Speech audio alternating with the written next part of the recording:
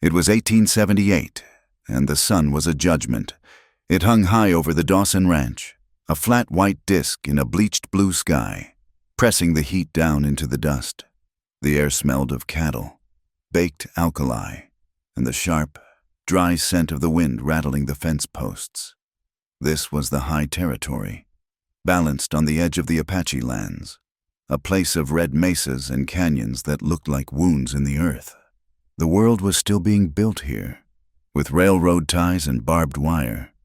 It was a mean, hard business. Clara Dawson stood by the porch, in the sliver of shade offered by the roof. She was 19 years old, though some days she felt closer to 40. She was a thin girl, all long bones and quiet nerves, her skin browned by a sun she was not meant to stand in. She was supposed to be inside, pale and soft, waiting. But nobody was waiting for Clara. They called her Too Ugly. The name had been whispered by ranch hands and then spoken aloud by her own father. It was because of the scar. It started at her left temple, a pale, puckered line that ran down her cheekbone, pulling the corner of her eye just slightly, giving her a permanent expression of surprise or sorrow. She was a potential virgin bride, a daughter of the prosperous Dawson Ranch, but she was damaged goods. Men looked at her, their eyes lingering on the scar, and then they looked away. She was bad luck, they figured, not worth the effort of putting a name to. Clara herself had come to believe it. She knew she was a burden. She had a sharp mind and a compassionate heart, but those were not currencies her father valued. He had raised her, after her mother had passed, with a heavy hand and a cold eye. Her very existence seemed to be an affront to his sense of order. She was a task left unfinished, a property that could not be sold. Deep within her, beneath the layers of shame, was a small, fierce thing that longed for freedom. But it was a longing she mistook for sin. Her father, Jedediah Dawson, stood in the center of the dusty yard. He was a man built of hard angles and harder pride, his face baked red by the sun until it looked like cured brick. He owned the largest herd in the county and believed that this made him a king. He was obsessed with honor and money, and he saw his daughter as a failure in both categories. He rarely looked at her, and when he did, it was with the same expression of weary disgust he saved for a lame horse or a bad debt. He wanted to use her, as he used everything, to cement his power, but he could not figure out how. The man he was speaking to was the opposite of the yard, where Jedediah was loud and red. This man was all quiet shadow and earth tones. His name was Eli Greyhawk. He was a man of the edges, a half-Apache, son of a warrior and a white woman who had been captured and then, confusingly, had chosen to stay. Eli belonged nowhere. The white men called him a breed and watched him for treachery. The Apache watched him for weakness. He had learned to live in the silence between their suspicions. He was tall, leaner than the beef-fed ranch hands, with the long, ropey muscle of a man who walked more than he rode. He was a scout, a tracker. He could read the land like a letter, and it was rumored he could negotiate safe passage for cattle drives through territory that would get other men killed. His face was a compelling mix of his heritage, high bones and a strong jaw. But it was his eyes that held you. They were dark, steady, and missed nothing. He carried his own scars, but they were not on his face. Jedediah had summoned him to settle a debt. Eli had guided a large herd through a narrow pass, saving them from an early blizzard. It was a job worth a great deal of money. Now, Jedediah raised his hands, playing to the small crowd of his own cowhands and two neighboring ranchers who had ridden over. "Gentlemen," Jedediah boomed, his voice rolling across the yard, "you see before you a man who honors his word. Eli Greyhawk here has done me a service." He paused, letting the statement hang in the hot, still air. "But times are hard," Jedediah continued, stroking his beard. "Cash is tight. This land demands everything a man has." A few of the cowhands shuffled. They knew Jedediah Dawson was not low on cash. The real reason for this theater stood in the shade of the porch. 3 days ago, Clara had committed the worst of her sins. She had interfered. Jedediah had been beating a young Apache hand, a boy really, for letting a calf stray. The leather strap was raising blood, and the boy had stopped crying out, his body just seizing with each blow. Clara, who had been invisible until that moment, had walked out onto the dirt. Her voice was low, but it cut through her father's grunting rage. "You will kill him, Father," she had said. Jedediah had frozen, the strap in his hand. He had turned to look at her, his eyes wide with disbelief. "He is a boy," she had whispered, her hands shaking at her sides. "Please." The silence that followed was terrible. Jedediah had slowly lowered his arm. He had stared at her, his face darkening with a humiliation so profound it was terrifying. He had not hit her. That was not his way. He preferred to let the shame do its work. He had simply looked at her, the girl with the scar, the worthless asset, and he had seen a new, final, and useful way to get rid of her. Now, in the yard, he was finishing his performance. "I offered this man a coin," Jedediah declared. "But he has needs beyond coins. He is a man alone." He turned, and with a terrible, theatrical motion, he pointed a thick finger directly at Clara. "So I pay my debt with what I have." He yelled, "I give him my daughter." The heat itself seemed to stop moving. A horse snorted, and the sound was like a gunshot. Clara felt the blood drain from her face, leaving her skin cold. The cowhands stared, their mouths open. One of the neighbors let out a short, choked laugh, as if he thought it was a joke. It was not a joke. "She is a virgin," Jedediah continued, his voice full of righteous spite. "Strong enough for work. She is my punishment to him for his service." "A punishment?" one of the hands muttered, and the spell was broken. "Too ugly to wed," another whispered, just loud enough. A burden off his hands. Clara stood frozen. She felt the words like stones, like the blows from her father's strap. She was a thing, a commodity, a punishment. She was being traded for cattle. All eyes turned to the Half-Apache. The crowd expected a reaction. They expected him to laugh in Jedediah's face. They expected him to sneer, to say a woman with a ruined face was no payment.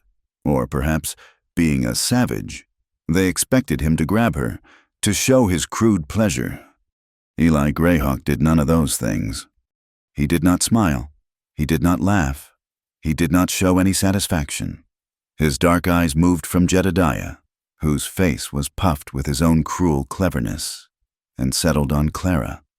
She met his gaze, unable to look away, her entire body trembling. She waited in disgust. She waited for the mockery, the pity, or the lust. She had seen all three in the eyes of other men, and she did not know which was worse. His gaze was not cruel. It was not hungry. It was steady. He did not look at her thin body, or her work-roughened hands. He looked directly at her face. He looked at the scar.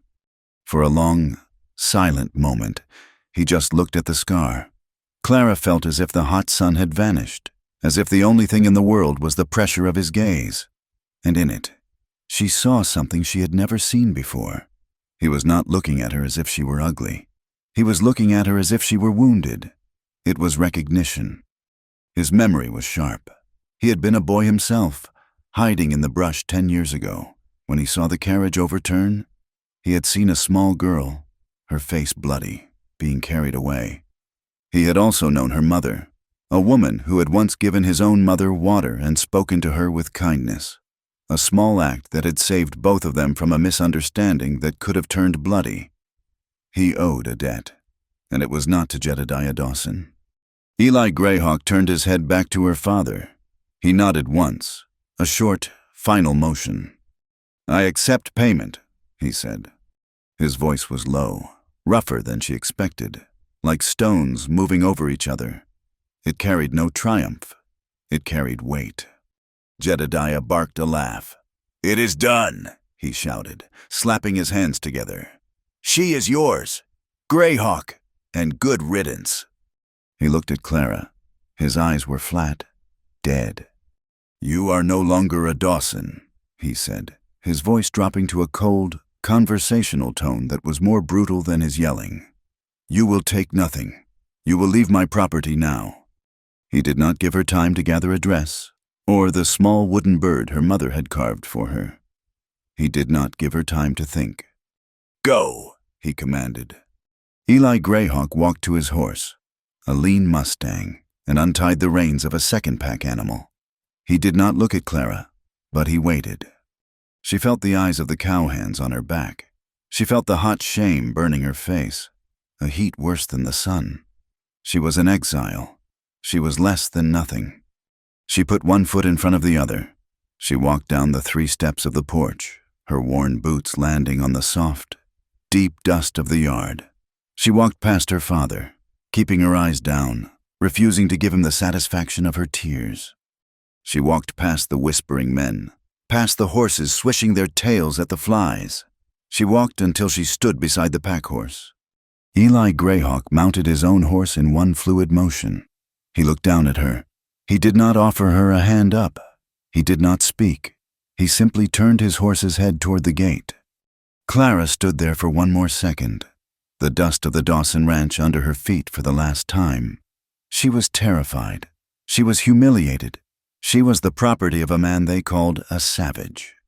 But as she took her first step, following him, a new feeling flickered inside her, thin and sharp as a shard of glass. For the first time in her 19 years, she was leaving. She was walking away from the only prison she had ever known, and she did not know if she was walking toward her death or toward her life. The high, thin whine of the wind was the only sound that followed them out of the ranch gates, the heavy silence of the cowhands, the sharp finality of her father's command. All of it was swallowed by the vast, indifferent heat. Clara walked. She had no choice. Jedediah had not offered her a horse, not even a lame mule. The act was a final, public stamp of her worthlessness. She was not even fit to ride. She was cargo, and cargo could walk. The sun climbed from its high noon perch and began its cruel afternoon descent, angling its heat into their faces. Clara's cheap cotton dress, the one she had been wearing, was dark with sweat in minutes. The dust of the trail, fine as flour, coated her skin, her eyelashes, the inside of her mouth. It was a gritty, alkaline taste. Within the first hour, she felt the familiar rub at her heels inside her mother's old boots. By the second hour, it was a sharp, biting pain, blisters. She kept walking. She felt like a prisoner being led to her execution. Every step was a fresh humiliation. She had been banished, cast out by her own blood, and her new owner was a man who said nothing at all. Eli Greyhawk did not ride. This was, perhaps, the most confusing part. After they had cleared the ranch gates and were a mile down the trail, he had dismounted his Mustang. He did not look at her. He simply looped the reins of his horse and the pack animal over one arm and began to walk. He moved with a long, ground-eating stride, but he kept it just slow enough that she could keep pace. He did not walk beside her. He walked slightly ahead, a gap of 10 feet between them, a distance that felt both respectful and vast. When she stumbled, her foot catching on a loose rock, she fell to one knee.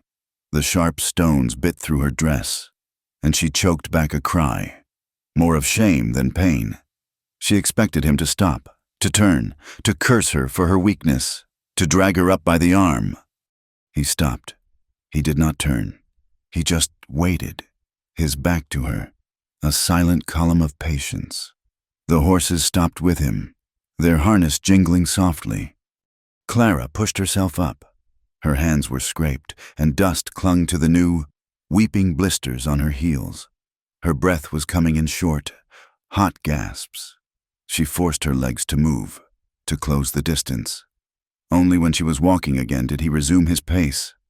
He did this 3 more times over the next few hours. The 4th time, as the sun began to dip, painting the red mesas in shades of fire and blood. She stumbled and could not immediately find her feet. The shame was so thick she could barely breathe. She heard the sound of a boot on grit. He was standing over her. She flinched, curling in on herself, waiting for the blow. A canteen, made of tin and covered in dark, worn leather, entered her vision. He was holding it out. She stared at it. It was a simple offer of water. It was the kindest thing that had happened to her all day. She reached for it, her hand shaking so badly she could barely grasp it. He did not let go until he was sure she had a firm hold. "Drink," he said. It was the first word he had spoken directly to her since "I accept payment." The water was warm, metallic, and wonderful. She drank too fast, coughed, and forced herself to slow down. She took 3 long swallows and then, dutifully, tried to hand it back. "More," he said. His voice was flat. It was not a request. She drank again, then screwed the cap on and held it out. He took it without a word, his fingers brushing hers. The touch was impersonal, brief, but it sent a jolt through her skin. He looped it back onto his saddle, then turned and walked back to his position 10 feet ahead. That night, he made camp in the shelter of a small outcropping of rock. He moved with an economy of motion that fascinated her. There was no wasted energy. He built a small, smokeless fire, fed the horses a handful of oats, and took a small sack from his pack. He was doing all the work. Clara sat on a flat rock, feeling useless. This was her role. She was a burden. She was just one more mouth, one more weak thing he had to protect or, more likely, drag along. She did not know what he expected of her. She was a virgin bride. Her father had said, "A payment." Was she supposed to do what the thought was a cold knot of fear in her stomach? She had no idea what a wife did, much less a wife who was a punishment. He handed her a piece of hardtack and a strip of dried jerky. She took it, her stomach cramping in protest. It was the first food she had been offered. They ate in silence. The fire crackled. The stars, which had been invisible in the glare of the ranch, now punched through the velvet black sky in their thousands. They looked cold and impossibly far away. The silence stretched, filled only by the horse's soft breathing and the distant yip of a coyote. It was too much. The shame and the fear and the confusion boiled up inside her, and the question she had been holding back all day slipped out before she could stop it. "Why?" she whispered. He did not look up from the stick he was sharpening into a point. "Why what?"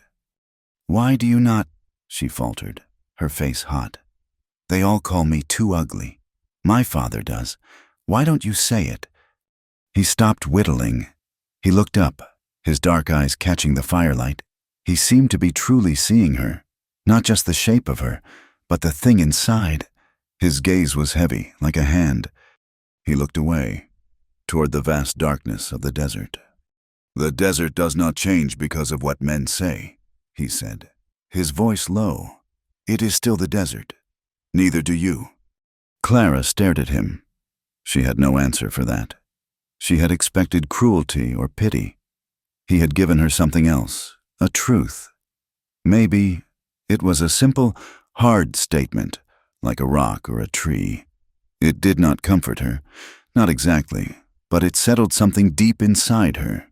It was the first time anyone had suggested she was a fixed point, not just a reflection of their own disgust. Her hand, as if it had a mind of its own, moved to her face. Her fingers traced the familiar, ruined landscape of her cheek. The scar was second nature to her, a constant companion. Eli watched the movement. "What is left after the pain?" he said, his voice quiet. "Is proof you survived." He went back to his job. Clara pulled her hand away from her face, her fingers tingling. Proof she survived. Her father had always called it proof she had been careless. Proof she was flawed. She had survived the carriage accident that had taken her mother. She had survived 19 years in her father's house. She looked at the fire, and for the first time, the scar did not feel like a brand of shame. It felt like a fact, The next 2 days passed in a blur of walking. The pain in her feet became a dull, constant throb, a rhythm to which she matched her steps. She learned to read his movements. A hand signal meant rocky ground. A certain tilt of his head meant water. He taught her, without speaking, how to endure. And she found a use for herself. That morning, while he was securing the packs, she saw him wince as he pulled a cinch tight. A rope had burned his hand, leaving a shallow, angry red cut across his palm. She remembered her mother. She remembered the small tins of herbs, the soft cloths. Her mother had been a healer, in her own quiet way, before the wilderness and her husband's coldness had worn her down. Clara took a breath. "Wait." He stopped, surprised by her command. She walked to the pack horse. She did not have her mother's medicines, but she had a clean strip of cotton she had torn from the hem of her petticoat that morning to wrap her own blisters. She had water. She pointed to the canteen. He handed it to her. She poured a small amount of water onto the cloth, and, before he could pull away, she took his hand. His skin was rough, calloused, and warm. She gently, quickly, cleaned the wound. It was not deep, but it was raw. She then took the dry end of the cloth and wrapped it tightly around his palm. He watched her the entire time, his face unreadable. His hand was large, and it made hers look small and pale. When she was finished, she tied a neat, firm knot. She let go of his hand.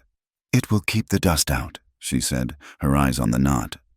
He flexed his fingers, testing the bandage. He looked at it for a long moment. Then he looked at her. He gave a single, short nod.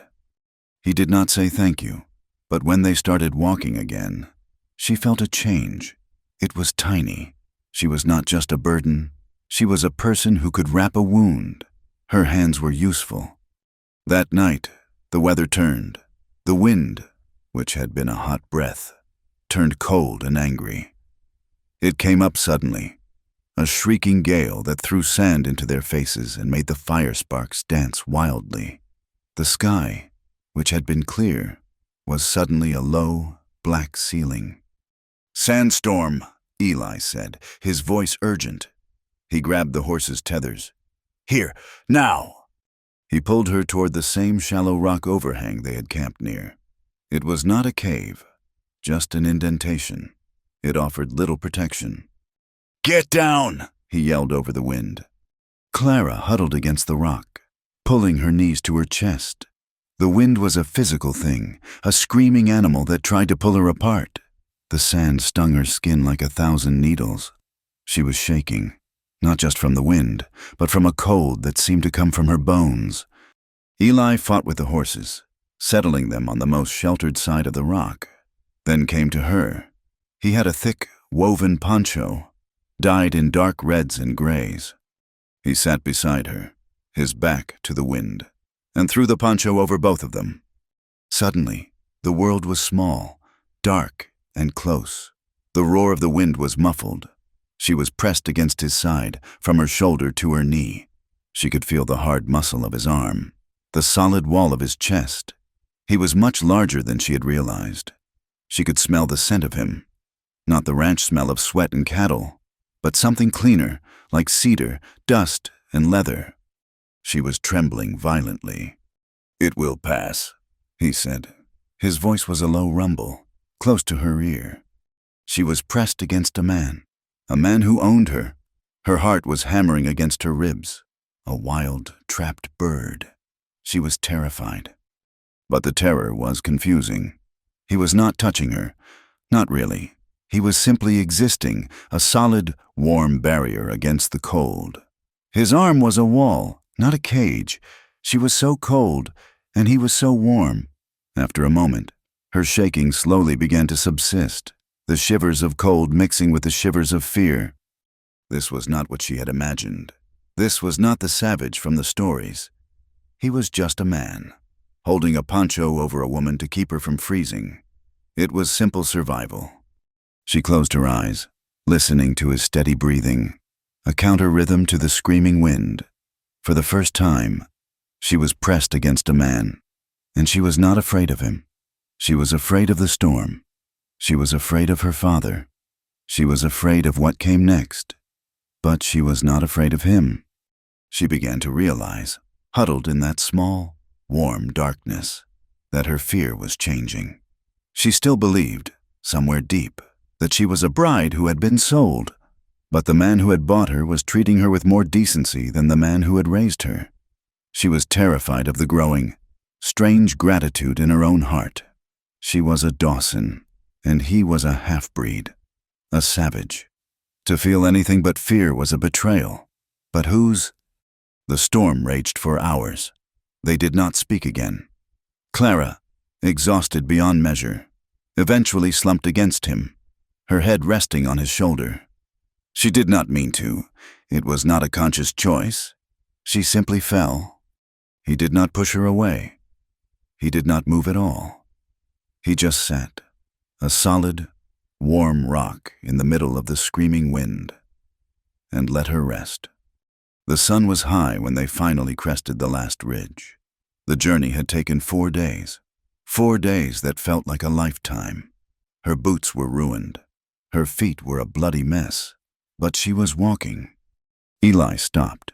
He stood at the edge of the mesa, looking down. Clara came to stand beside him, careful to keep a few feet of space between them. Below them, nestled in a deep, green canyon, was a sight she had never seen. A river, lined with cottonwood trees, wound through the valley. Small dots of smoke rose from what looked like dozens of hide lodges and wickiups. She could see people, small as ants, moving among them. She could hear the distant sound of dogs barking and children laughing. It was green. After 4 days of red rock and brown dust, the green was a shock. "The valley of my mother's people," Eli said. He pointed to it, his arm sweeping across the vista. Clara looked at the village. This was where he was taking her. This was her new home, or her new prison.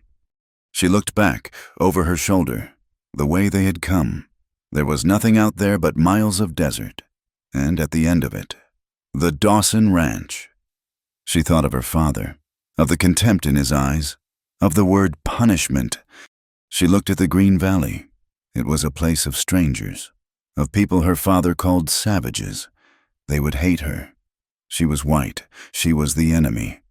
She was trapped between 2 worlds, and she belonged to neither.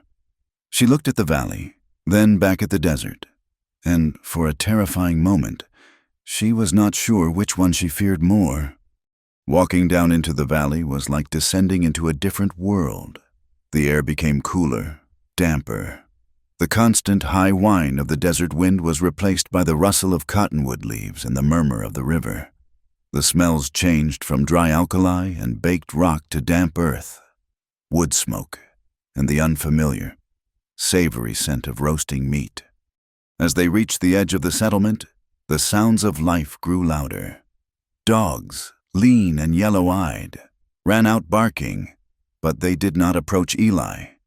They kept a respectful distance, their challenges seeming more like announcements than threats. Children, naked and brown-skinned, stopped their games to stare. They were silent, their black eyes wide with curiosity. Clara felt her skin prickle. Every eye was on her. She was a ghost at this feast, a pale, strange creature walking where she did not belong. She was acutely aware of her scarred face, her filthy and torn dress, her white skin. She was the enemy. She was the woman her father had called a punishment. She pulled her shoulders in, trying to make herself smaller, her gaze fixed on the dusty toes of her ruined boots.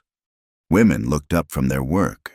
They were grinding corn in stone meditates, scraping hides stretched on wooden frames, or stirring pots over open fires. Their expressions were not like the ones she was used to.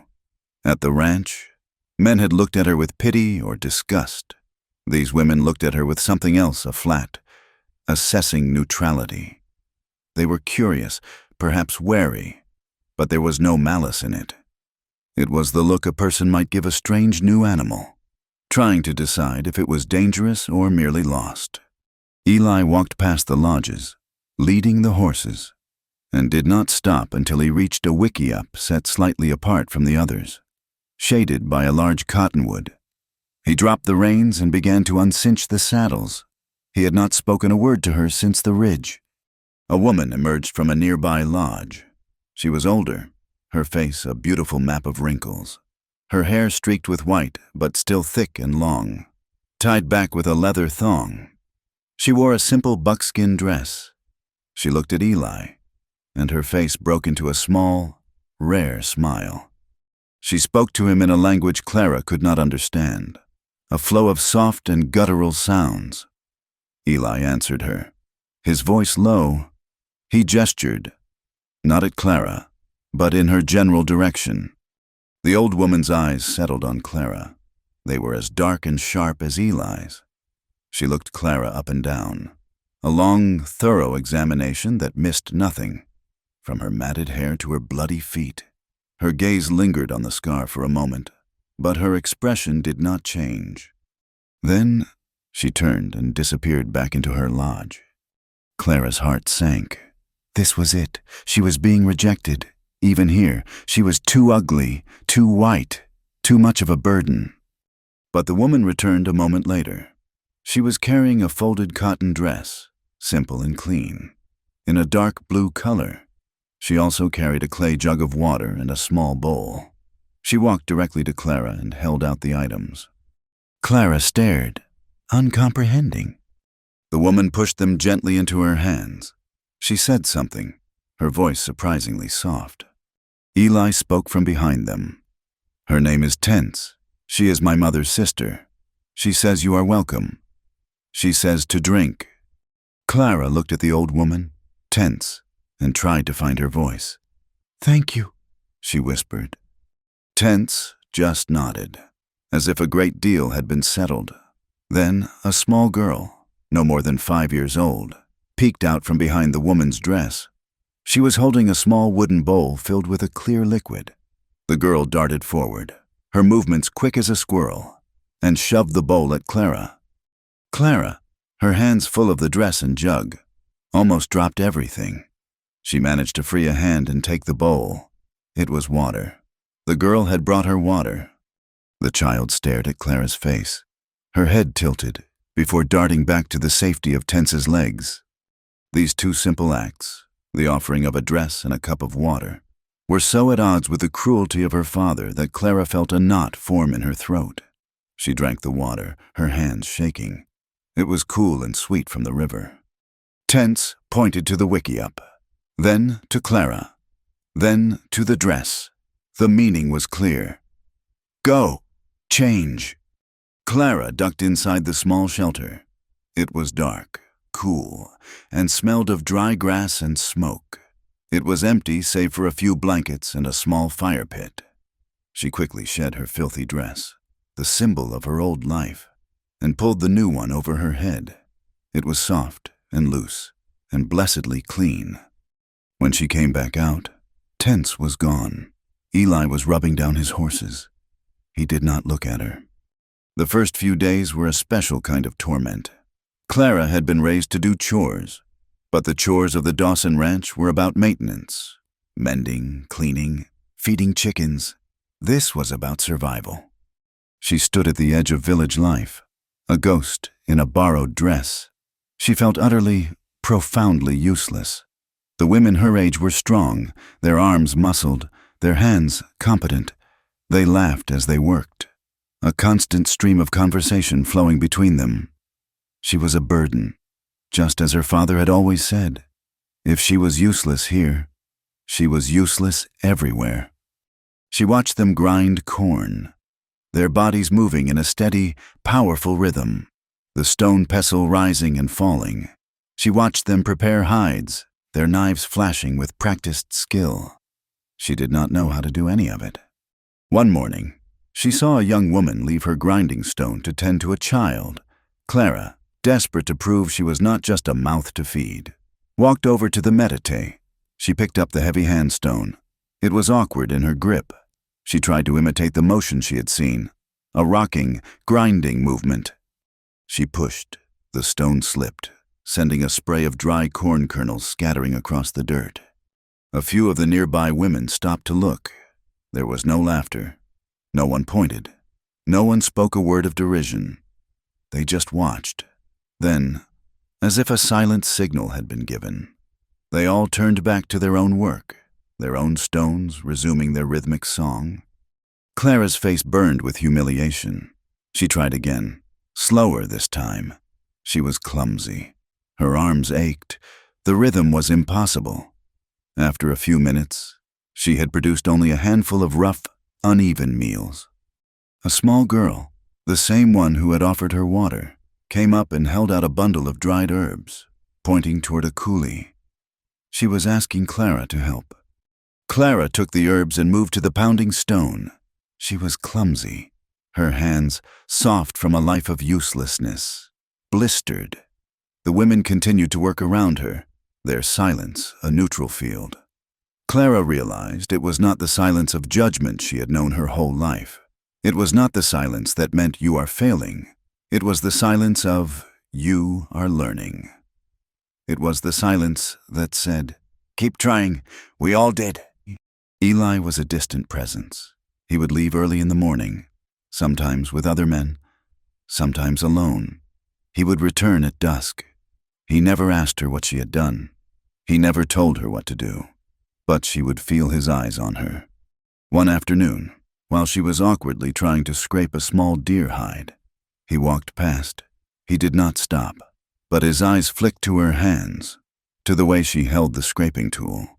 He gave a very small, almost imperceptible nod, as if to say, "That is closer." That small nod felt like a banquet. It was a single crumb of approval, but she was starving, and it was enough. She felt a small, fierce resolve. She would learn. She would not be a burden. Her moment came 3 days later. A group of children were playing too close to a cooking fire. One small boy, chasing another, tripped and fell, his hand landing squarely in the hot embers at the edge of the pit. His cry was a thin, terrifying sound that cut through the afternoon calm. His mother ran to him, scooping him up, but he was already shrieking, his hand red and blistering. The woman panicked, blowing on it, which only seemed to make him cry harder. Clara did not think. She moved. She remembered her mother, kneeling in the herb garden. She remembered the poultices. "Water," Clara said, her voice clear and sharp. "Cool water, not from the river, from the jug, and honey." The women stared at her. Her command, her sudden confidence, was a shock. Clara pointed to a jug of water resting in the shade. "Now, please, and honey, or mashed root. Do you have honey?" One of the women, understanding the urgency, if not the words, ran for the water. Tense, who had been watching, disappeared into her lodge and returned with a small, precious clay pot of dark honey. Clara took the boy from his mother's arms. He was still screaming. "Shh," she murmured, her voice the one she had used on spooked horses. I know. She poured the cool water gently over his hand, washing away the ash. The boy's screams subsided into ragged sobs. She sat with him, letting him cry, keeping the hand wet. When he had calmed a little, she took a clean strip of cloth she had saved from her old dress. She coated it in the thick, dark honey, and then, with a touch so gentle it was like a prayer, she wrapped the boy's hand. She held him, rocking him, until his sobs quieted into a hiccuping sleep. She handed him back to his stunned mother. A profound silence had fallen over the small group of women. They looked at Clara. They looked at the sleeping boy. They looked at the pot of honey. Tense came forward and touched Clara's arm. She said nothing. She just touched her. One long, appraising look. And then she nodded. It was a nod of approval, of acceptance. That evening, when the women ate, they made a space for Clara by their fire. A woman offered her a bowl of stew, not with the formality of Tense's first offering, but with the casual assumption that she belonged there. Later, a different woman came to her, shyly holding out her own hand, which had a long, festering cut on the thumb. Clara, feeling her mother's hands on her own, cleaned it and bound it. Before she went to sleep, 2 more people had come to her with small hurts, a splinter, a rash. She was no doctor. She only knew what her mother had taught her. But it was something. Her hands were not useless. The next week, a white man rode into the village. He was a trader, a rough man with a tobacco-stained beard and mean little eyes, leading a mule loaded with traps and pelts. He was there to trade with Eli for safe passage. He saw Clara as she was carrying water from the river. His eyes widened, and then a slow, ugly smile spread across his face. "Well, I will be," he spat, his voice loud enough for everyone to hear, "if it is not little Clara Dawson. Heard your daddy sold you for cheap. So, this is it. You squawk for the whole tribe now, girl." Clara froze, the water jug heavy in her hands. The old, familiar shame washed over her, cold and sickening.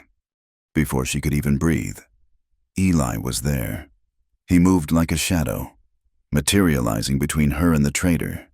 He did not touch his gun. He did not touch his knife. He just stood there. He was a foot taller than the trader, and he looked at the man with an absolute lack of expression that was more terrifying than any rage. "You have no business with her," Eli said. His voice was quiet. It was a deadly quiet.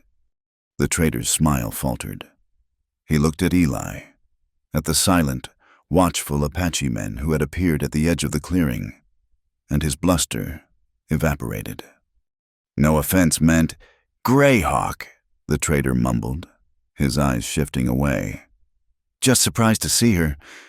"Finish your trade," Eli said, "and then you will leave." He stood there, his back to Clara, a solid, unmoving wall, until the trader had finished his business and ridden out of the valley, casting nervous glances over his shoulder. When he was gone, Eli turned. He looked at Clara, who was shaking, the water sloshed over her dress. He looked at her as if he was seeing her, really seeing her, for the first time. He saw her shame and her fear, and for the first time, she saw him. She saw the weariness in his eyes, the exhaustion of a man who had been fighting this same battle, in different forms, his entire life. The battle of being caught between... He did not say anything. He just took the heavy water jug from her hands and carried it to the wickiup. That night, Clara did not sleep. She sat by the small, dying fire outside her lodge. She was, slowly, becoming a part of this place. The women shared food with her. The children, no longer afraid, followed her like small ducks, bringing her shiny rocks and asking her, in sign, to fix their broken toys. The people of the village, when they were hurt, now came to her. She felt a new, strange feeling blooming in her chest. It was not happiness. It was for a purpose. Here in this village of savages, she was not too ugly. She was not a punishment. She was she who heals. They did not care about her scar. They cared about her hands. She looked at her own reflection in a still bucket of water, the firelight dancing on the surface. She saw the scar, stark and pale in the flickering light. For her entire life, she had wished it away. She had prayed. She had cried. She had dreamed of a face that was smooth and whole. But now, she looked at it and thought of Eli's words, "Proof you survived." She thought of her father. She thought of the ranch, which felt a lifetime away. She realized, with a sudden, sharp clarity, that if her father rode into this valley tomorrow and told her to come home, she would not go. She touched the scar, her fingers tracing the line. If not for this, she thought, if not for this mark that had defined her, that had made her worthless, would she be here? Would she be free? She did not know, but she knew she was not that girl on the porch anymore. She was not a burden, and she was never, ever going back. The village, once a place of fear, became a place of routine. Clara's days found a new rhythm, one defined not by the ringing of a dinner bell, but by the needs of the people around her. She was She Who Heals, and the name gave her a shape, a purpose. But she was still a student. Eli began to teach her. He did not announce it. One morning, he simply handed her the reins to his own Mustang, a horse known for its speed and temper. "You ride like a sack of feed," he told her, his voice flat. "Your father taught you to sit on a horse. He did not teach you to ride." She was insulted, but she also knew he was right. He showed her how to balance from her center, to feel the horse's muscles move beneath her, to think with the animal, not against it. He made her ride bareback until her legs ached, until she could feel the subtle shift of the horse's intention before it even moved. It was a terrifying, exhilarating freedom. She had been afraid of horses, of their power. Now, she was learning to borrow it. He taught her other things. He took her to the river's edge, not to the main village path, but to a place where the water pooled behind a screen of willows. "Clean water is here," he said, pointing not to the water, but to the plants growing beside it. "This one," he touched a feathery green frond, "only grows where the water is sweet. This one," he pointed to a slimy brown algae in a stagnant pool, "means sickness." He taught her to read the ground. He would stop, pointing to a patch of dirt that looked, to her, like nothing. "Deer," he would say. "3. 1 large doe, 2 fawns, passed this morning, moving fast."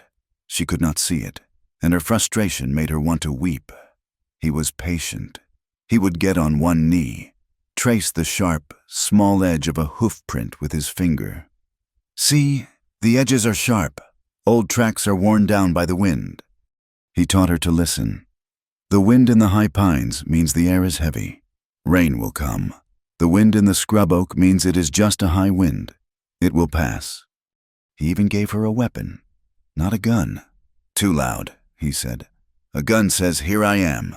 Come kill me.'" He gave her a small, stout bow, built for a youth, and a quiver of arrows. "You are not strong enough to hunt a buffalo," he said, ignoring her look of indignation. "But you are strong enough to make a rabbit or a man think twice." She was a terrible shot. Her arms trembled. The string bit into her fingers. But she practiced. She was afraid. And she was thrilled. At the ranch, a weapon in her hand would have been a scandal. Here, it was a tool. It was trust. Eli was trusting her with the skills to live. And in doing so, he was trusting her to stay.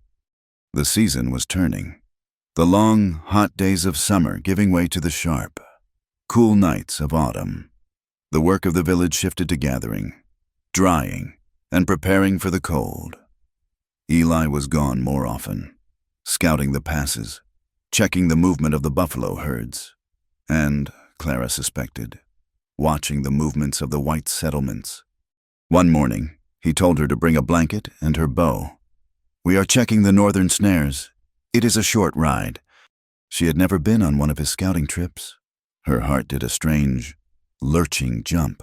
She packed jerky, her bandage clothes, and her water. She was not a passenger. She was a partner.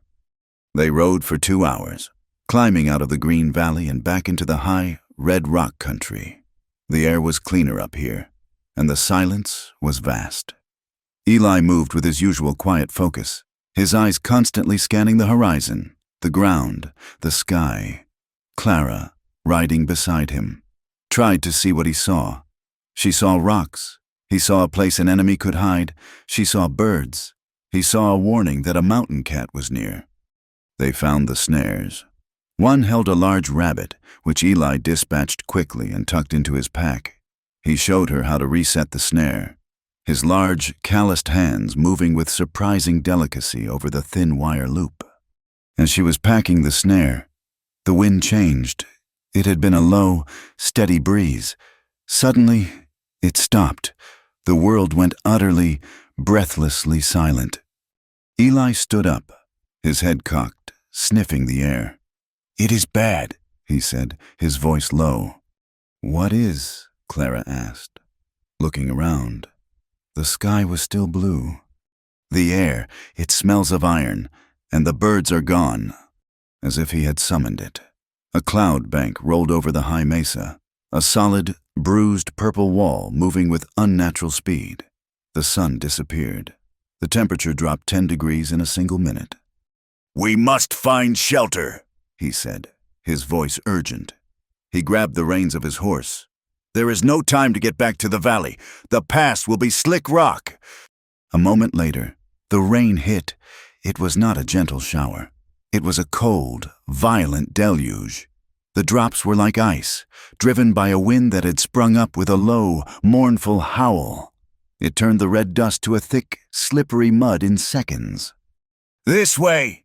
Eli yelled, pulling his horse behind him. He led her to a shallow indentation in the side of a cliff, a place where the rock had been hollowed out over centuries. It was not a deep cave, just an overhang, maybe 10 feet deep and 20 feet wide, with a sandy floor. It was dry.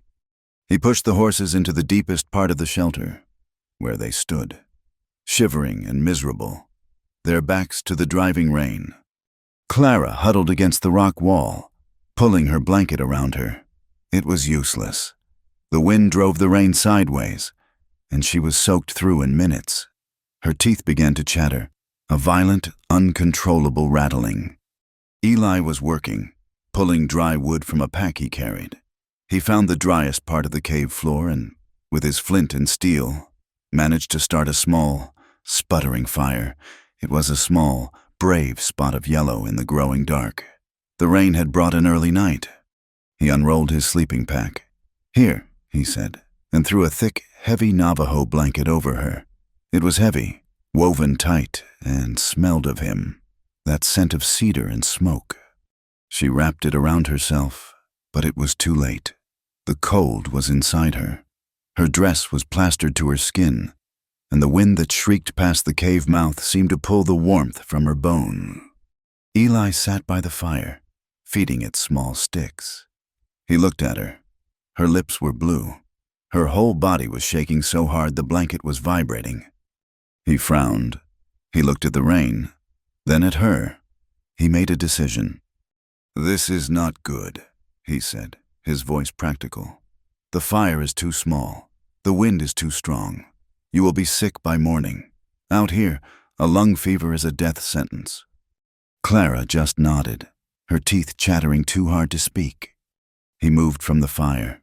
He sat beside her, his back against the same rock wall. The space was small. His shoulder and hip pressed against hers. He took the heavy blanket from her. "No," she tried to say, thinking he was taking it for himself. "Be still," he said. He was not angry. He was firm. He opened the thick blanket, and then, in one smooth, practical motion, he pulled her against his side. He wrapped the blanket around both of them, tucking it under their feet, pulling it up over their shoulders. And then there was silence. The world shrank to the space inside that blanket. The roaring wind and the lashing rain felt very far away. Clara was rigid. She was pressed against him, from her ankle to her shoulder. She was in the arms of a man, the savage, her owner. But it was not a cage. It was warm. He was like a furnace. The heat coming off his body was a steady, dry thing. She could feel the hard, solid lines of his chest, his ribs, the muscles in his arm that were now resting over her waist. She was tucked against him, her head just under his chin. She held her breath, waiting. She waited for the hand at her waist to move, to tighten, to become ugly. She waited for the rough, demanding kiss she had read about in cheap novels. She waited for the payment to be taken. He did not move. He just sat there, breathing. His breathing was slow and deep and steady. After a minute, he spoke, his voice a low rumble that vibrated through her. "Breathe," he said. "The cold will not kill you if you are warm. Breathe." She took a shaky, stuttering breath. The air she drew in was filled with his scent, leather, smoke, and a clean, male scent that was just him. She let the breath out. The trembling in her limbs was starting to slow down. The cold, wet pain was retreating. She was so tired. She had been on her feet, working for weeks. She had been terrified for months. The steady rise and fall of his chest was like a lullaby. Her head was resting on his shoulder. She should move. It was indecent. It was wrong. She did not move. She was warm. She was safe. She had not felt safe in her entire life. "Clee," she whispered, her voice muffled against his shirt. He responded. "Thank you." He did not answer. The hand at her waist, which had been resting passively, moved. His fingers brushed her arm, a touch so light it was barely there. He was not grabbing. He was reassuring. Slowly, she let herself relax. She let her head rest fully on his shoulder. She let her body unclench. She was lying against a man, and she was not punished. She was not paid. She was just a woman, and she was cold, and he was warm. She did not know how long they sat like that. The rain drummed on. The wind howled. Inside their small, dark, warm world, it did not matter. The client's voice was very low.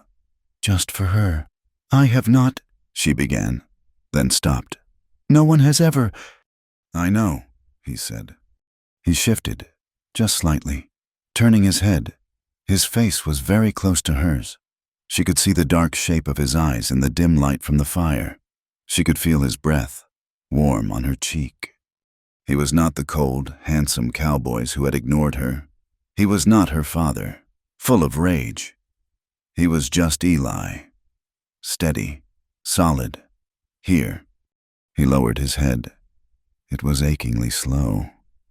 He was giving her every chance to turn away, to pull back. His lips, when they finally touched hers, were not demanding. They were chapped and warm and hesitant. It was not a kiss of passion. It was a kiss of inquiry. It was a question.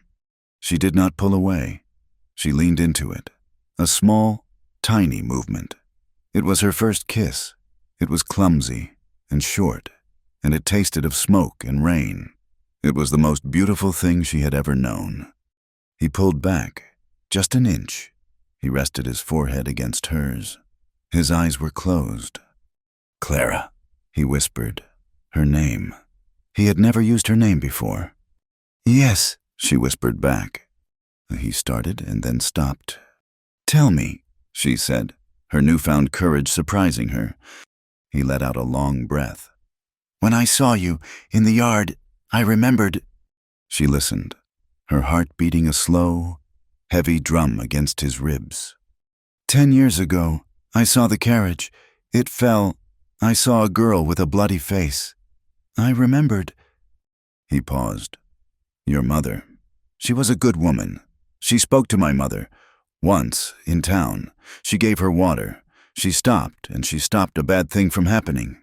She treated my mother like a person." He pulled back, just enough to look at her, his dark eyes intense.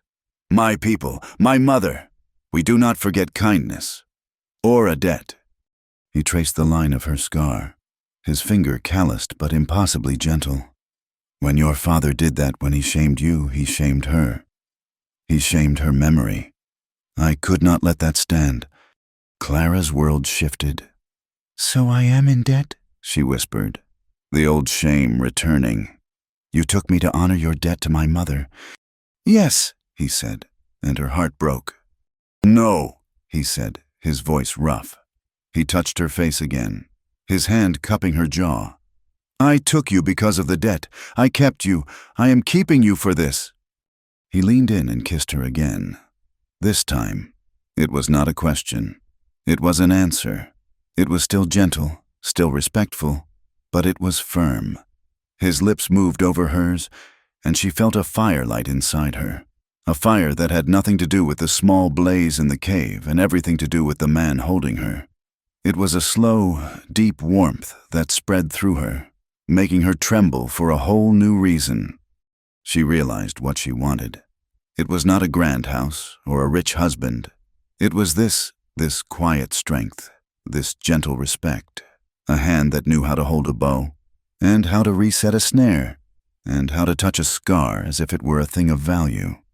She was in love with him. The thought was terrifying, and it was as clear and true as the rocks around them. She was not a bride who was sold. She was a woman who was choosing. When they returned to the village the next afternoon, the rain had stopped. The world was washed clean, bright and sharp in the sunlight. To anyone watching, they were just two people riding in, muddy and tired from a long scout. But Clara knew it was different.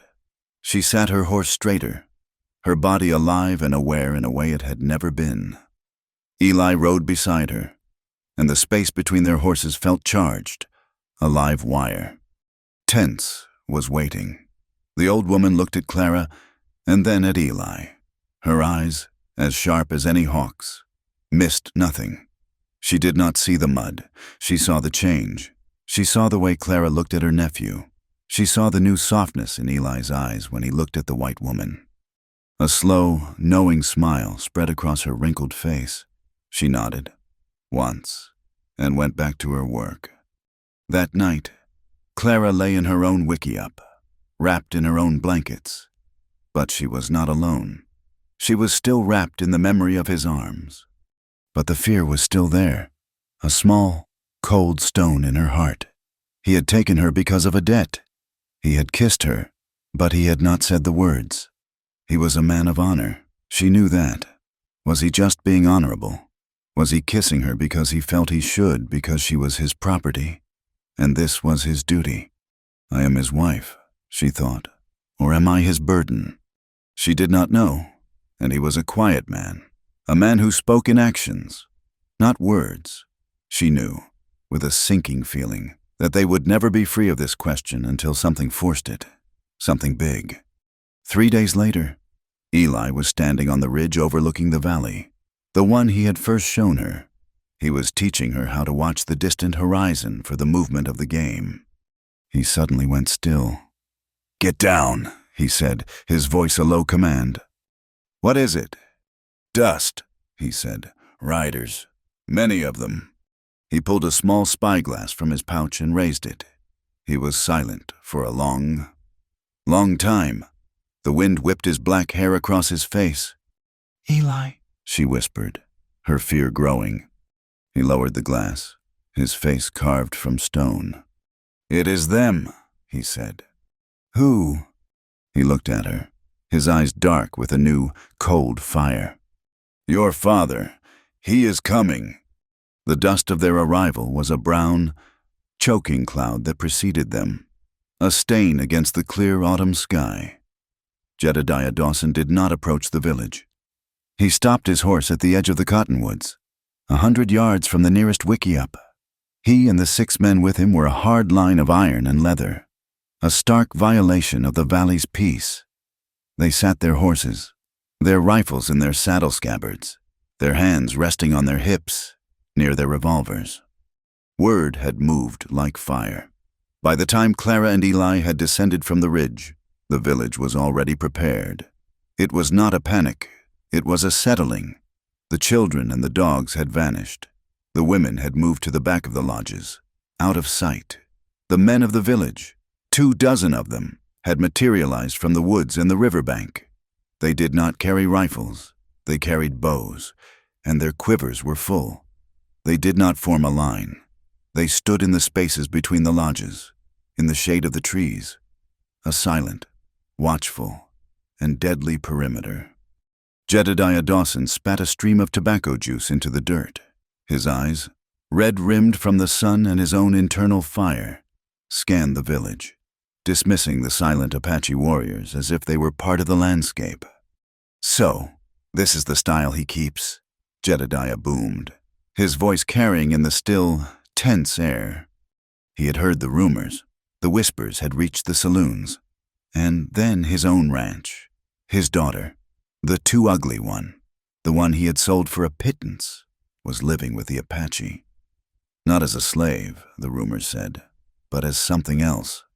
The trader who had seen her had spoken of it with a sneer, but the story had grown. Jed Dawson's property had defied him. His honor, the hard, brittle thing he valued above all else, was being mocked. He was not here to rescue his daughter. He was here to reclaim his power, to erase the stain. He had come to collect his failed asset, or to destroy it. "Clara!" he yelled. "Get yourself out here, girl. Your shame has gone on long enough." Clara felt the word like a physical blow.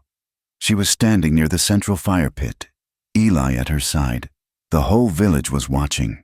She was the focal point of this, the cause of this terrible tension. She was the crack between two worlds, and her father was trying to shatter it completely. "Filthy savages," Jedediah muttered to the man next to him, loud enough for the wind to carry. "And that half-breed scum who leads them. I should have put a bullet in him when he was on my land." Eli's body went rigid. His hand, which had been at his side, moved to the knife at his belt. He did not look at Jed, but at the warriors in the trees. He gave a small, sharp shake of his head. "Wait." "Clara," Jedediah roared again, his patience, always thin, now snapping. "Do not make me come in after you." He saw her then. She stepped out from the shadow of Tense's lodge, Eli moving with her. Jedediah's face twisted in a sneer. He had expected to find her in rags, broken, starved. Instead, she was clean. Her hair was brushed. She wore a simple blue dress, not her own. And she was not thin with hunger. She was standing straight. It was this, more than anything, that enraged him. She was not suffering. "Well, look at that," he said, his voice dripping with venom. "Playing house, the ugly burden, the virgin unwanted, dressing up like a proud squaw." He leaned forward on his saddle horn, his voice becoming a tool of humiliation, the one he had used on her for 19 years. "Did you think I was done with you? Did you think you could run off and shame me? You are a Dawson, and what a Dawson owns, a Dawson keeps, or a Dawson destroys." He was trying to make her small again. He was trying to push her back into the trembling, invisible girl on the porch. Clara could feel the old, familiar terror rising, the instinct to look down, to apologize, to disappear. Her hands were shaking. She could not breathe. Then Eli stepped forward. He did not walk far, just one step, but it was a step that put him fully in front of her, a shield made of flesh and bone. He looked not at the 6 hired guns, but at Jedediah Dawson alone. "She is not yours," Eli said. His voice was not loud, but it cut through the air, hard and final. Jedediah laughed, a short, sharp bark. "Not mine, I am her father. She is my blood." "You gave her to me as payment," Eli stated, his voice flat, a recitation of fact. "In your yard, in front of your men, you declared it a finished trade. Here," and his voice changed, a low fire entering it. "She is not payment. She is a chosen woman." The air crackled. The 2 men stared at each other. This was the core of it, the conflict of men deciding the fate of a woman. Jedediah's hand tightened on his saddle horn. He was defining her as property. Eli was defining her as a person. Clara stood behind Eli's back. She could feel the heat radiating from him, the coiled tension of his muscles. He was ready to die for her. And in that moment, she knew she could not let him. She had been a thing to be traded, a thing to be protected. She would not be a thing to be fought over. Her fear was still there, a cold, sick knot in her stomach. But something else was there, too. The girl who had learned to ride, the woman who had learned to heal, the woman who had been kissed in a cave, not as a punishment, but as a choice. She put her hand on Eli's arm. He did not flinch, but she felt the muscle jump under her touch. Then she stepped out from behind him. She was shaking so hard she was afraid her legs would collapse. But they held. She stood in the open space between her father and her new home, between the world that had tried to destroy her and the world that was trying to heal her. She looked at Jedediah Dawson. She looked him full in the face. "Father," she said. Her voice was a whisper, but in the terrible, listening silence, it was as loud as a shout. Jedediah stared. his mouth open in disbelief. She had never, not once, met his gaze. "You called me a punishment," she said, her voice gaining a small, trembling strength. "You called me ugly. You called me a burden. For my entire life. You have been right. I was a burden." She took a breath. "But the day you threw me away," she said, her voice rising. "The day you cast me out, that was the day I began to live." Jedediah's face darkened from red to a deep, dangerous purple. "You ungrateful." "I stay," Clara said. It was just 2 words. They hung in the air, small and indestructible. Jedediah was speechless. He could not comprehend it. He had come for a possession, and it was speaking. Clara turned, not just to her father, but to the 6 men with him, the men who had worked on her ranch, who had watched her grow up, who had averted their eyes from her shame. "I am not a debt," she said, her voice ringing now, full of a strange, new power. "I am not your payment. I am not your property. Father, I am my own." She looked at Eli, a quick, fierce look of belonging. "If I am with this man," she declared, her head high, "it is because I choose it, not because you set my price." It was a revolution. It was the complete and total destruction of his world. She had not just defied him. She had exposed him. She had taken his power, the power of naming, of ownership, and she had claimed it for herself. For a long second, Jedediah Dawson just stared. Then, a terrible guttural sound came from his throat. It was the sound of a man who had lost everything and knew it. His image, his honor, his control, all shattered by a girl he thought was worthless. His face became a mask of pure rage. He had one last tool. "You will," he snarled, and his hand moved, a blur of motion toward the revolver at his hip. "Be an example." It happened in a heartbeat. The world exploded into silent, terrible action. The thwum of 24 bowstrings being drawn taut was a sound like a single, deep breath. Arrows, black-tipped and lethals, were aimed at the chests of Jedediah and his men. Eli moved, his knife in his hand, pushing Clara behind him, but he was too late to stop the motion. His body was a shield, his eyes locked on Jedediah, his face a mask of killing calm. Jedediah's hand froze. His fingers were on the grip of his gun, but he had not drawn it. He was not fast enough. He was not fast enough to stop 1 arrow, let alone 24. And then the final, fatal blow. His men, he hired guns. Not one of them had moved. Not one of them had reached for their own weapon to back him. One of them, a young cowboy named Silas, was staring at his saddle horn as if it was the most interesting thing in the world. Another, an older, scarred man, was slowly, deliberately, raising his hands, just an inch, away from his belt. They were not going to die for Jedediah Dawson's pride. They had seen his soul, and it was not worth their own. Jedediah looked at the arrows. He looked at the averted eyes of his own men. He looked at the silent, stone-faced half-breed. And he looked at his daughter, who was standing tall, her face scarred and beautiful, her eyes no longer filled with fear, but with a terrible, clear fire. He was beaten, and he had not fired a shot. His hand, which had been so quick to move, was now shaking. It was not the shake of a killer. It was the shake of an old, terrified man. He slowly, painstakingly, pulled his hand away from his gun. He raised it into the air, palm out. He said nothing. He could not speak. The shame was too great. He yanked his horse's reins, pulling the animal's head around in a cruel, sharp motion. He dug his spurs into its flanks, and the horse lunged, carrying him away. He rode, not as a conqueror, but as a fugitive. His men watched him go for a second. Then, one by one, they turned their horses. They did not look at Clara.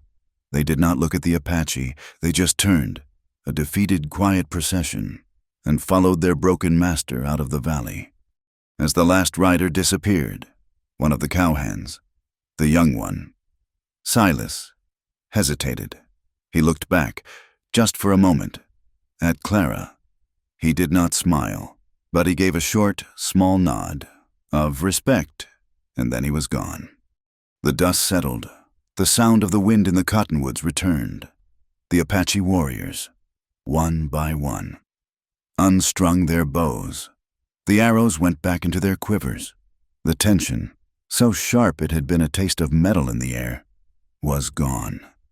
Clara stood, staring at the empty space where her father had been.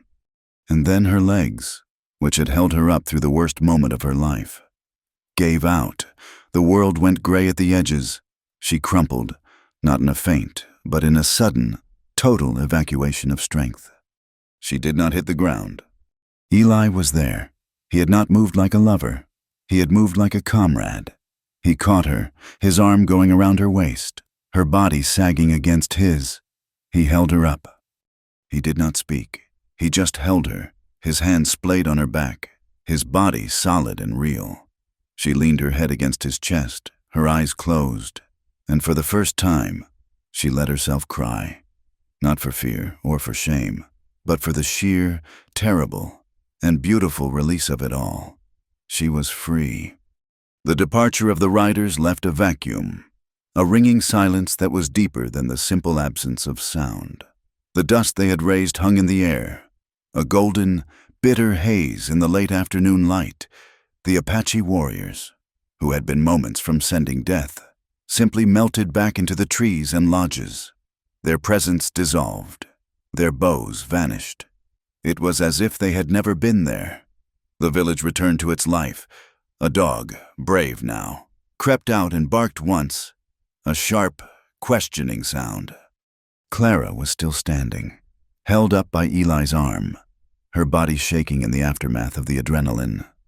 She was weeping, but the sobs were silent, dry, racking things that tore at her throat. Tense was the first to approach. The old woman's face was, as always, a mask of calm wisdom. She did not speak. She simply came to Clara and placed her small, wrinkled hand on Clara's shoulder. The touch was firm, a grounding weight. Then another woman came, the mother of the boy with the burned hand. She, too, said nothing. She held out her own hand. In her palm was a small string of blue and white beads, polished smooth. She pressed them into Clara's free hand, her eyes meeting Clara's with a look of fierce, profound gratitude. More women came. They did not crowd her, did not overwhelm her. They formed a loose, quiet circle. One touched her hair. Another laid a hand on her back. They were not offering pity. They were offering inclusion. They were a wall. A different kind of wall than the men had formed. A wall of community. And they were letting her in. Tense, gently, firmly. Took Clara's other arm and led her, with Eli still supporting her, toward the central fire, which was now being built up for the evening meal. They sat her on a warm blanket. They were, without a single word, telling her she was home. That night, the full weight of the day, and of her entire life, came crashing down. Eli had taken her to Tense's lodge, as her own small wickiup felt too isolated.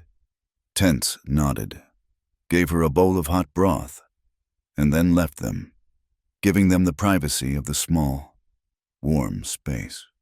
Clara sat by the low fire, wrapped in a blanket, and she cried. It was not the desperate, silent weeping of her girlhood, the kind she had done into her pillow at the ranch, stifling the sound lest her father hear and be disgusted. This was a storm. It was the breaking of a dam that had been in place for 19 years. She wept for the girl on the porch, for the too ugly child, for the mother she had lost. She wept for the shame, and the fear, and the terrible, crushing loneliness. It was a grief so profound it felt like it would tear her apart. Eli did not leave. He did not try to hush her. He did not offer empty words of comfort. He sat on the other side of the small fire, his presence a solid, unmovable fact in the shaking world of her grief. He sat and sharpened a stick, the scrape, Scrape, scrape of his knife on the wood. A steady, patient sound. He was giving her the courtesy of her own pain. He was letting her feel it, all of it, and he was not afraid of it. After what felt like hours, the storm passed. Her sobs quieted into ragged, hiccuping breaths. The silence in the lodge felt heavy, scoured clean. She was empty. She looked up, her eyes swollen, her face a mess. Eli was watching her, his work forgotten, his hands still. "He is gone," she whispered. Her voice was a raw croak. "Yes," Eli said. "He will not be back." It was not a question. No. She pulled the blanket tighter. The old habit, the old shame, was a deep groove. "You saw what he called me, what I was, the burden." Eli put down his knife. He moved, not in a fast motion, but in a deliberate one, coming around the fire and sitting beside her. He did not sit too close. He left a space she could choose to close or not. "I saw what he called you," Eli said, his voice low. "I also saw what you are." She looked at him, confused. He waited. He was, as always, a man of profound patience. He would not lead her. He would wait for her. Slowly, her body shaking with the last of the tremors, she leaned just a few inches, closing the space between them, resting her head against his solid shoulder. It was a conscious choice. It was the first, truest choice of her life. He did not immediately put his arm around her. He simply accepted the weight. After a long moment, his hand came up. He did not touch her back, or her hair. His fingers, calloused and warm, came up to her face. He touched the scar. She flinched, the old, ingrained reaction. His hand stilled. "Do not," he whispered. "Do not pull away." He traced the line, from her temple down her cheekbone, with a touch so gentle it was almost a reverence. It was not the touch of a man examining a flaw. It was the touch of a man reading a story he already knew by heart. "This," he said, his thumb resting on the pucker of skin. "You think this is what made you a burden?" She just nodded, a tear leaking from her closed eye. "You are wrong," he said, his voice rough. "If not for this mark, you would have been married off 2 years ago to some rancher. You would be pale, soft, and silent. You would have learned to be what he wanted." He made her look at him. His dark eyes were fierce, burning with a truth she had not yet grasped. "You would not," he said, "have been the woman who learned to ride a Mustang. You would not have been the woman who saved the boy's hand. And you would not have been the woman who stood alone between two worlds and faced down Jedediah Dawson." His fingers were still on her face. "He did not make this scar," Eli said. "He only used it. But this scar is what made you strong enough to survive him. This is what brought you here. This is what made you you." Clara stared at him. She was seeing not just him, but herself, through his eyes, and she saw, for the first time, not the too ugly girl, but the woman he described. And for the first time in her entire life, when she thought about her face, she smiled. It was a small, watery, broken smile, but it was real. 2 days later, the air was crisp with the promise of winter. The life of the village had returned to its steady rhythm. Clara was grinding corn, the motion finally coming to her, her arms strong, her body moving with the other women. When tents approached, the old woman touched her arm and beckoned. She pointed to the central fire, and then to Eli, who was already walking there, his face serious. The elders of the village were waiting. 3 old men, their faces like the wise, wrinkled canyons, and 2 old women, their eyes holding the history of the tribe. Clara's heart hammered. She was afraid she had done something wrong. She looked at Eli. He gave her a small, almost invisible nod of reassurance. The eldest man spoke, his voice a low rumble. "In the Apache language, He looked at Eli, and he looked at Clara. Eli did not translate the words. He did not need to.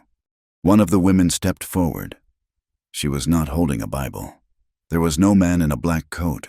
She held a single, thin strip of rawhide, dyed red with ochre. She took Clara's left hand. She took Eli's right hand. She placed them together, palm to palm. Clara's small, pale hand, now calloused and healing, against his large, brown, scarred one. The woman took the rawhide strip and began to wrap it, binding their wrists together. It was not a tight bond. It was a loose, symbolic tie. The old man spoke again. He spoke of the mountain and the river, of the eagle and the deer.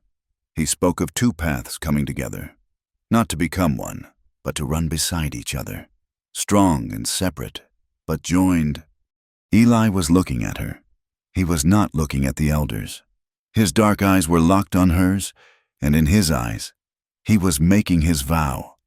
Clara could not understand the Apache words, but she understood his gaze.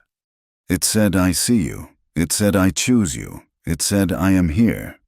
She squeezed his hand, the one that was bound to hers, and with her eyes, she made her own vow back. "I am here. I am not afraid. I choose this." The old woman tied a simple knot, and it was done. There was no cheering. There was no feast. The elders nodded. The ceremony, which had lasted perhaps 5 minutes, was over. They were bound. They walked away from the fire, their hands still tied. They walked to the edge of the village, to the river, and drew a soft, red loop between them. Eli stopped under the cottonwoods. He took his knife and, with one clean slice, cut the cord. He did not untie it. "You are not my property," he said. "I know," she said. "This," he held up his end of the rawhide cord, "is a promise, not a chain."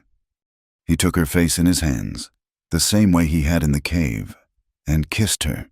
This was not the hesitant kiss of the storm. This was not the gentle kiss of healing. This was the kiss of a husband. It was deep and sure, and it promised a lifetime.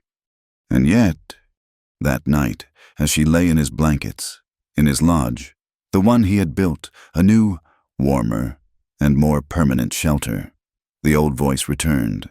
It was her father's voice, whispering in her head.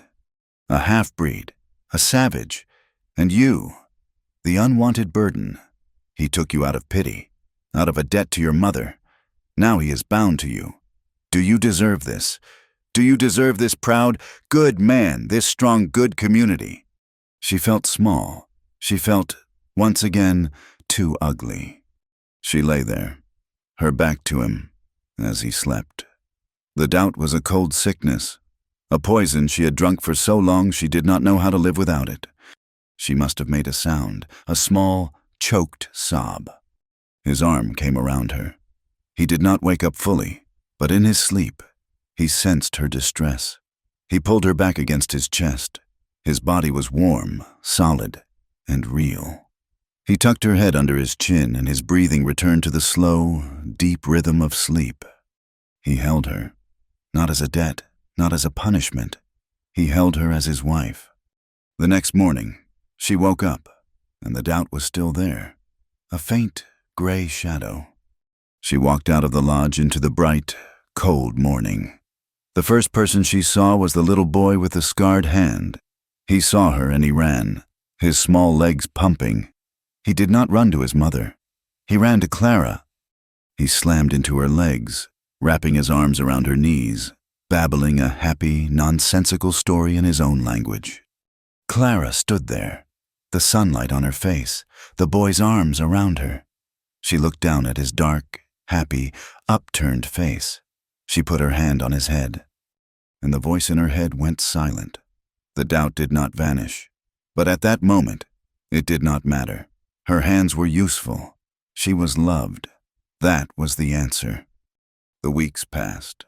The story of Jedediah Dawson's humiliation spread. It was a fine piece of gossip, told and retold in saloons from here to the territory line, and it eventually reached the East. One day, A new white man rode into the valley. He was not a trader. He was thin, wore spectacles, and rode a horse poorly. He introduced himself as a journalist, a man from a Boston newspaper. "I am here," he announced, his voice full of self-importance, "to get the story. The true story of the white squaw of the Apache." He found Clara mending a fishing net. "Is it true, madam," he said, pulling out a notepad, "that you were sold for a payment and that this Chief Eli Greyhawk took you against your will?" Clara looked at him. She looked at his clean, soft hands, his eager, hungry eyes. He was like her father. He was not here for the truth. He was here to buy a story that he had already written in his head. "Eli is not a chief," she said, her voice quiet. "He is my husband." "But the sale," the reporter pressed. "Your father made a brutal transaction. The terror, you must have been terrified." Clara looked at the river, at the hills she now knew how to read. She thought of the cave. She thought of the rawhide cord. Eli had appeared, as he always did, a silent shadow. He stood a few feet away, his arms crossed, his face unreadable. "Sir," Clara said, turning back to the reporter, "you have had a long ride. You should rest, and then you should leave. There is no story here." "But the public has a right to know," he insisted, his voice growing shrill. "The public," Eli said, his first words, "knows nothing." They gave him no more. They turned their backs, a silent, unified act of dismissal, and went back to their work. The reporter left the next day, fuming. Clara knew he would write his story. He would call her a captive. He would call Eli a savage. He would paint a picture of terror and degradation. The world would read it and believe it. She stood on the hill above the valley, the same one where she had first seen the dust of her father's approach. The wind was blowing. It was the high, cold wind, the one that meant winter was truly coming. She heard it in the pines, and she knew to prepare. She did not need the reporter's words to be true. She did not need her father's approval. She did not even need a mirror. She knew who she was. She was the woman who stood on the hill, who felt the wind, and who knew what it meant. That was her value, and it was enough. Time did not stop. It merely found a new, deeper rhythm in the valley. The seasons turned, one bleeding into the next, and the sharp, violent edges of Clara's past began to smooth. The winter was hard, the cold a clean, sharp bite, but the lodges were warm, and the food stores, gathered with a communal desperation, were enough. Spring returned, flooding the valley with the pale green of new cottonwood leaves and the bright colors of desert wildflowers. Clara's place in the village became as fixed as the river. She was no longer a visitor, no longer the white woman. She was simply Clara. But to those who needed her, she was she who heals. The name, first whispered, became a fact. She learned from tents, who, it turned out, held a deep knowledge of roots and leaves. Clara combined her mother's limited, gentle knowledge with the fierce, practical wisdom of the Apache. She learned which plants to boil for fever, which to mash for a wound, and which to chew for a toothache. Her hands, once a source of shame for their softness and uselessness, became her greatest asset. They were confident, gentle, and strong. She helped deliver babies, her whispers a calm, steady sound in the tense confines of the lodge. She sat with the old as they passed, offering water and comfort. She set the broken arm of a boy who fell from a horse, her movements so sure that he barely cried. She was no longer the too ugly burden. Her arc was complete. She had found her purpose not in being beautiful, but in being necessary. She had become a healer. Eli's world settled. Too, he had, for his entire life, been a man walking on the edge of two societies, belonging to neither. The white men saw the Apache saw the white man, but his bond with Clara, his open defiance of Jedediah Dawson, had changed something. It had solidified his allegiance. Not to a side, but to a place. His place was this valley, and with this woman. He continued to be a scout, a tracker, a guide. His skills were too valuable to lie dormant, but he no longer rode as a man for hire, adrift. He rode as a representative. When the army sent a negotiator to discuss grazing rights, they were told to find Eli Greyhawk. When the new ranchers, who were slowly pushing into the territory, needed to ensure a cattle drive did not violate Apache hunting ground, they sought out Eli Greyhawk. He was not an outcast. He was a bridge. He was respected, and sometimes feared, by both sides. He was the man who understood both languages, who knew the hearts of both peoples, and every time he rode out, no matter how far, he always returned. He returned to the valley, to the lodge he had built, to the woman who was waiting for him. He was no longer the half-breed scum. He was a man of two worlds, and he had finally found his center in one. The world outside the valley continued to spin. The story of the two ugly virgin, the Half-Apache, and the defeated rancher became a legend. In the saloons, it was told as a bawdy tale of a savage who stole a white woman. The reporter from the East had published his article, a lurid account of a captive bride, which was read with thrilled disgust in Boston parlors for a month before being forgotten. None of it mattered. The truth of their lives was not in the way other people told it. The truth was in the daily, quiet work. It was in the planting of corn, the mending of a net, the sharing of a blanket. The legend was a shadow, but their life was the sun. One afternoon in the late summer, a full year after her father's departure, a rider from a passing trade wagon delivered a letter. It had been sent to the nearest trading post, addressed simply to the Dawson girl, Apache Valley. Clara took it. The handwriting was her father's. It was the first time she had seen it in a year. Her hand was perfectly steady. Her heart did not leap. Her stomach did not clench. She felt curious. Nothing more. She sat by the river, the unopened letter in her lap, and watched the water flow.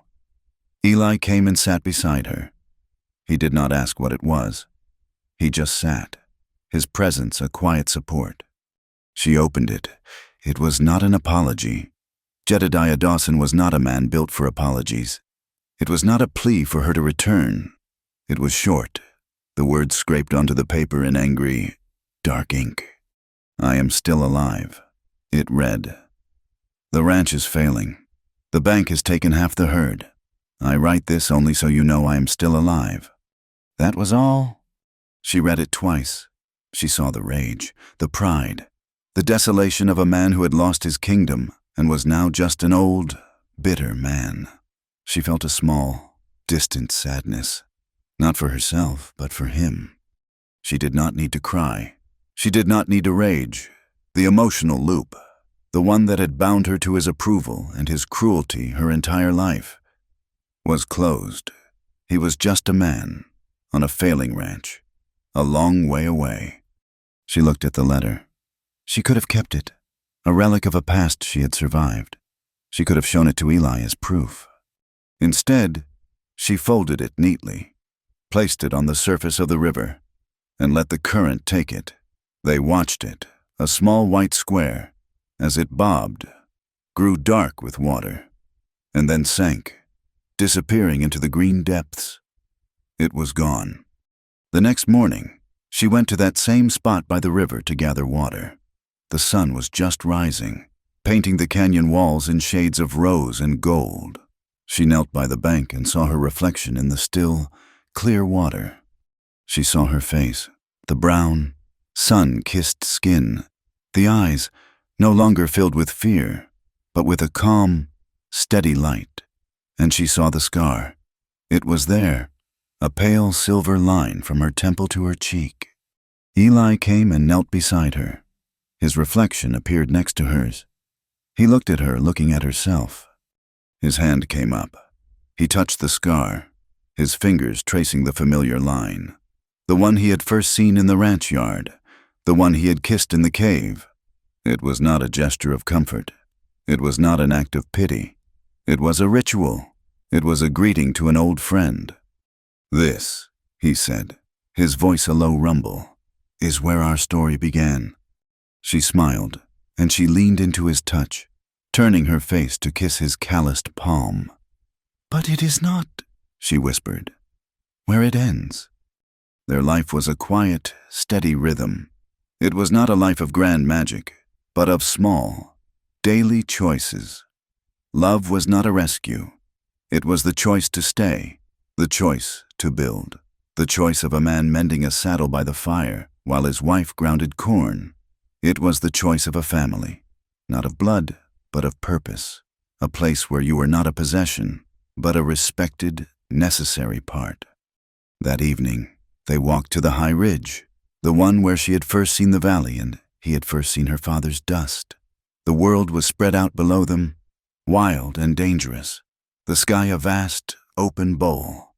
Far in the distance, so small it was almost invisible, a plume of dust rose against the setting sun. A cattle drive, or perhaps soldiers. The world was still building itself, still full of sharp edges and the potential for violence. But Clara was not afraid.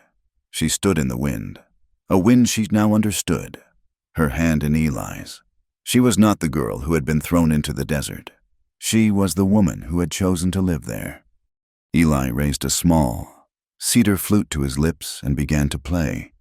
The notes were not a song of white towns or of Apache warfare. They were a new song, one that was both and neither, a song of the valley. Clara leaned her head on his shoulder, her eyes on the vast, open future. She was home, and she knew, with a quiet, certain joy, that one day, when she had a child, a son or daughter with dark eyes and a strong heart, they would one day trace the pale silver line on her face, and they would ask, and she would tell them, not a story of an ugly girl, or a burden, or a punishment. She would tell them a story about a scar. She would tell them it was the map that had led her, not to a place of sadness, but to their father. She would tell them it was the beginning of their freedom, and of their love. Thank you so much for listening to this story.